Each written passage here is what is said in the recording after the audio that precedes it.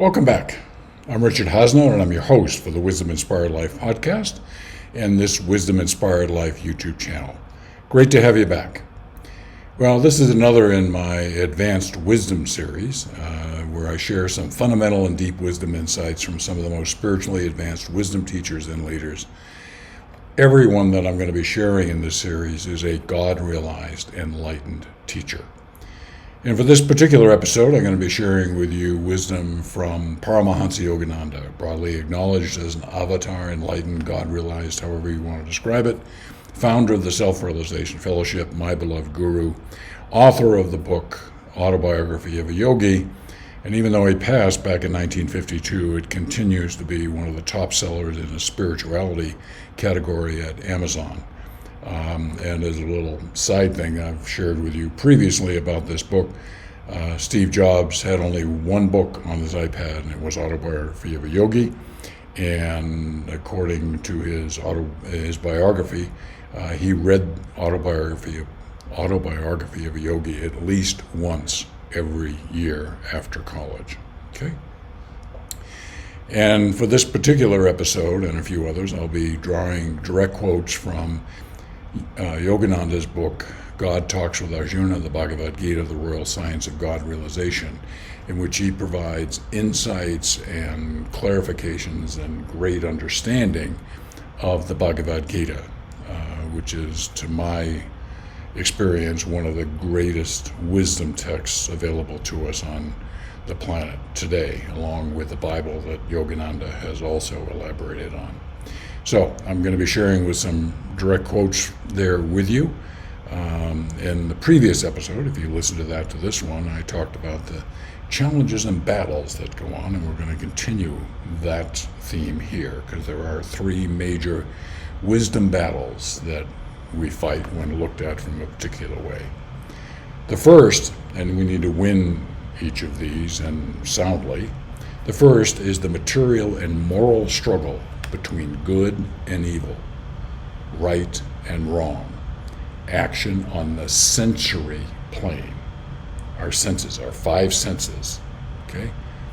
Lots of battles to be fought there on the material and moral struggle between good and evil, right and wrong.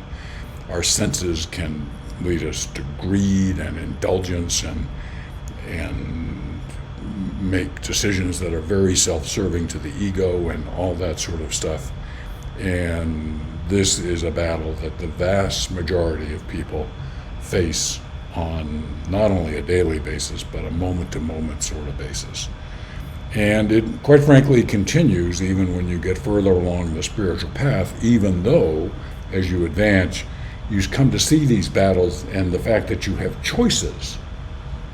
For a lot of life, prior to advancing a little bit along the wisdom journey, you don't know that you have choices, or if you do, they seem awful challenging to accomplish because they require self-discipline, will, and changing some deeply ingrained habits, okay?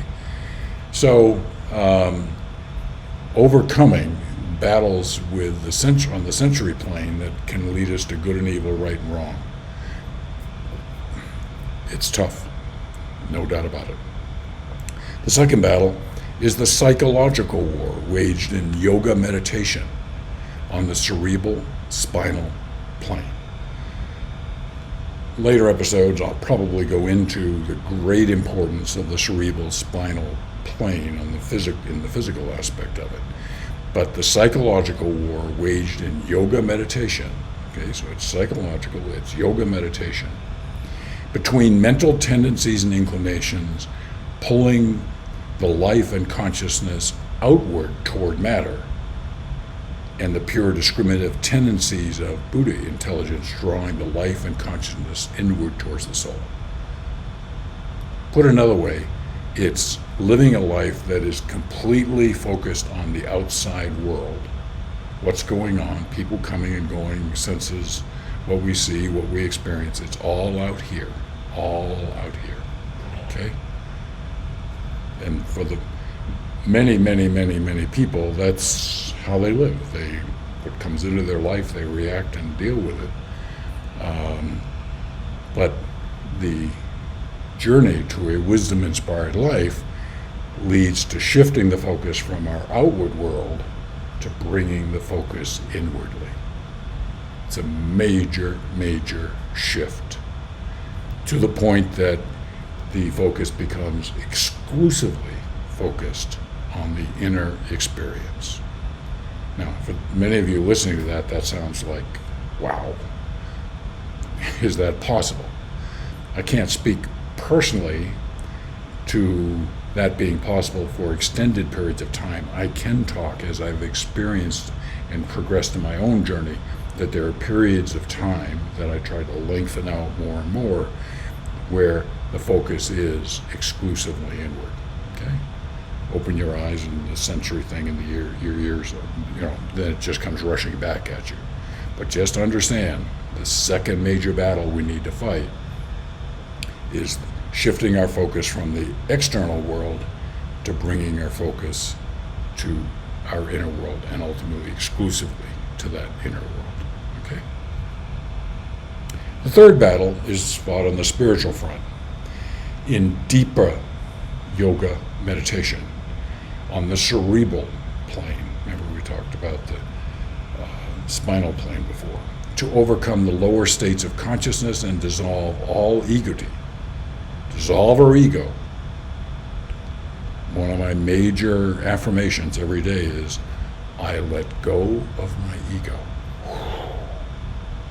Okay? And sense separation from God. Ego and senses separate us from God. In samadhi, which is the deepest form of meditation, the victorious, in samadhi, there is the victorious union of soul and spirit in cosmic consciousness. Okay. So we have the battle of the senses, we have the psychological war, okay, and we have the spiritual battle. These are three spiritual battles that are fought in sequence along the journey to a wisdom-inspired life. You need to make progress on each of those two previous battles before this spiritual battle becomes, I want to say relevant, but I also want to say that you have the skills, development, and understandings and inner knowing that it's the right thing for you. Okay? So, again, as I said in the previous episode, the journey to living a wisdom-inspired life is very aspirational, but it doesn't mean that it's easy. Doesn't mean that it's fast. And I'm sharing this with you to help calibrate your expectations. If you say, tomorrow I'm going to go out from crack of dawn and I'm going to start living a wisdom-inspired life, and by sunset I'm going to be living it.